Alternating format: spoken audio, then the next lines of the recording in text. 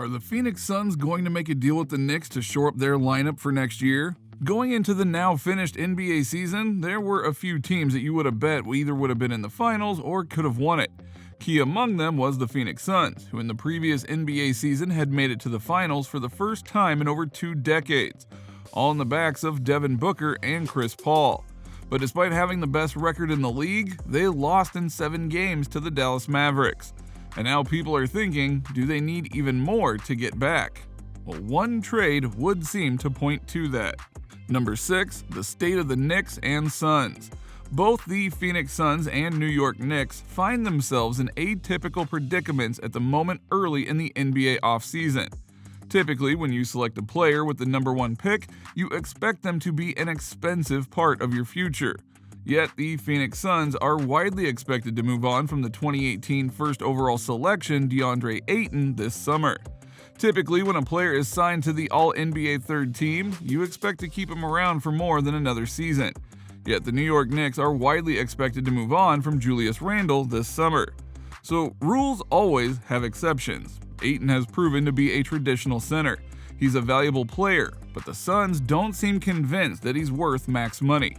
Meanwhile, Randle's production took a steep dive after his 2020-2021 All-NBA performance. Could these two sides help each other out by swapping problems this summer? I mean, after all, as we've seen in the NBA in the past, just because a problem happens on one team doesn't mean that it won't be solved by going to another. So let's see what trade is on the line here. Number 5, the trade deal. The New York Knicks receive center Deandre Ayton, sign and trade. Phoenix Suns receive forward Julius Randle, 2023 first-round pick from the Knicks. San Antonio Spurs receive guard Kemba Walker, center forward Dario Saric, and 2023 second-round pick Phoenix, 2025 second-round pick Phoenix. So can we just take a moment to acknowledge how weird this is? The fact that this trade feels realistic ought to be noticed, and trust us when we say that this isn't the weirdest deal to ever happen, but it's definitely going to open some eyes if it does come to pass. The Phoenix Suns took Ayton with the first pick, and now we're talking about them trading him for Julius Randle and a pick. Yes, Randle is a talented player. He may be able to regain some of that form that he demonstrated in 2020-2021. But nonetheless, this is a recent number 1 overall pick. By now, it's apparent that the Suns made the wrong choice in the 2018 draft. Now, that's not a knock on Ayton. He's good. It just so happens that he's not Luka Doncic. Still, teams make poor selections in the draft every year. Sometimes the number 1 pick ends up being a below-average NBA player, and others who are down the line are future legends. Never forget that multiple teams passed on the now 4-time champ Stephen Curry, and the Greek freak in Giannis was taken in the middle of the first round, and no one expected him to be a dominating force that he became. Multiple-time MVP, Defensive Player of the Year, and of course, NBA champion. The point is, things don't always go the way you want them to, and thus a trade is necessary. The San Antonio Spurs would be involved as a third team to help facilitate the deal. Was Zach LaVine likely to re-sign with the Chicago Bulls and their declined momentum in the Ayton sweepstakes, using cap space to gain assets? Would be the approach.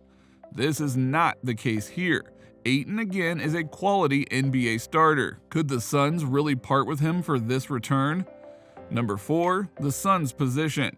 The Phoenix Suns would have to accept this return. Ayton by now is the definition of a distressed asset. They're at least getting something in return for him here.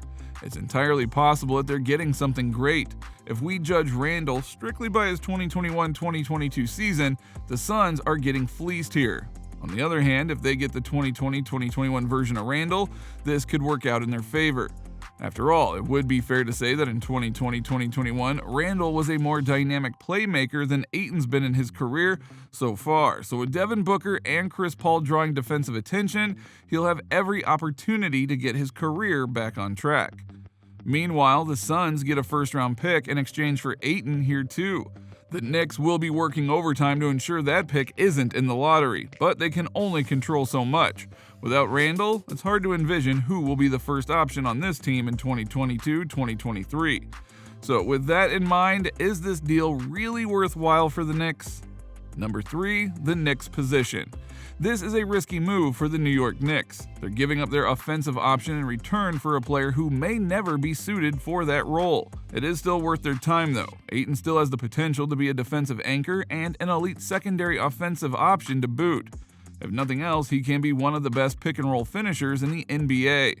The Knicks get a foundational piece with this deal. Suddenly, they'll have a strong young core between Ayton, R.J. Barrett, Obi Toppin, and Cam Reddish. They may be a star acquisition away from a building contender following this trade. That acquisition could come in free agency. Alternatively, the Knicks will still have a deep asset base to broker a big-time trade following this deal. They've got ample draft capital moving forward and plenty of veterans on contract matching deals. Once they do orchestrate that big trade, they'll be happy to have Ayton alongside their new superstar.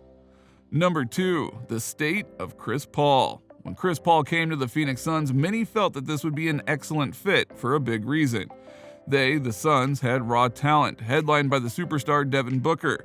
But they needed more. They needed a floor general who would be able to whip the young talent into a frenzy in order to get them not just into the playoffs, but into the NBA Finals. The thing is, it worked, and then some.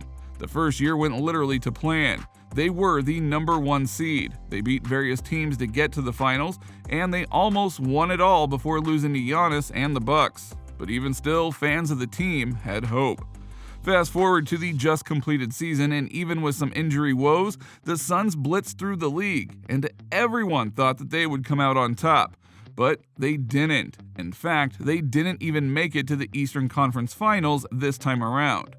Chris Paul is not getting any younger, and if he wants a ring, he and the Suns have to make a big push right now, or else be left behind again. So getting Randle might just be the final piece of the puzzle, or maybe he won't be. We won't know until it happens. Number 1, the Western Conference. Of course, while it is nice to dream about this potentially revitalized Suns team, we do need to note that even if they were to get Randle, they still have to not just win with him, but beat multiple title-contending teams in the playoffs next year should they make it. Not the least of which are the Golden State Warriors, who are at full power now and just won the whole thing. Also among them are the young guns of the Memphis Grizzlies and the Dallas Mavericks, headed up by Ja Morant and Luka Doncic. Plus, in every season, there is that one team that likes to surprise people with how good they do, and who knows who that will be next time around. The point here is that this trade isn't just about getting stronger, it's about getting strong enough to take on the rest of the West and come out on top. They've done it before, and if they get the deal and have a little luck, they might just win again. So what do you think? What do you think of this look at the Phoenix Suns and how they might try to get Julius Randle from the New York Knicks if they're able to work out a deal? Do you think that this trade deal might just work out and both teams could get better as a result? Or do you think that given the stacked path to the finals via the Western Conference, no deal will be enough? Let us know in the comments below, and we'll see you next time on the channel.